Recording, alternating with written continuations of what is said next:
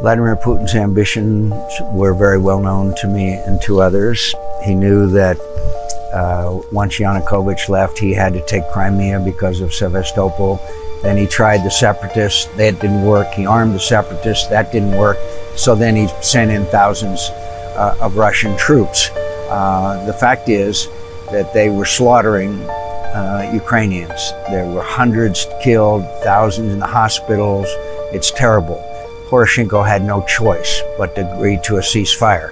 What is going to happen? I predict to you that it will be another step in Vladimir Putin's strategy to separate eastern Ukraine from Ukraine and perhaps a land bridge to Crimea. No, it's a very bad result. And again, we would not send weapons to the Ukrainians when they were begging for them. We wouldn't even give them intelligence because we didn't want to, quote, provoke Vladimir Putin. By showing weakness, we provoked Vladimir Putin.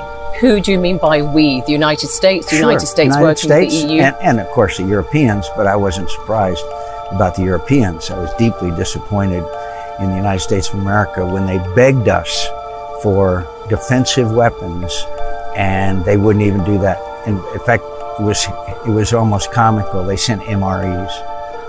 Why were you not surprised by the Europeans, you say, not taking sufficiently tough action against Because Putin? they're dependent on Russian energy. It's obvious. It was obvious.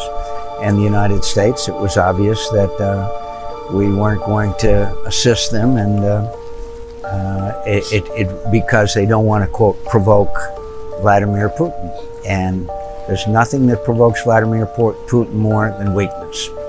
We have to understand that Vladimir Putin's ambitions are the restoration of the old Russian Empire. But he has never said, has he, that he wants eastern Ukraine to be incorporated into Russian territory? What he has said is, well, just a few days ago, he said, I could take Kiev in 2 weeks. But what he has said is that he wants Nova Russia, which is an old czarist phrase, which means he wants eastern Ukraine. He wants to make sure he keeps Crimea. And he would like to see, if he can get away with it, Moldova and the Baltics as well. That's what he wants to see restored. He cannot afford to see a free, democratic, prosperous Ukraine because the Russian people then would like to be like Ukraine.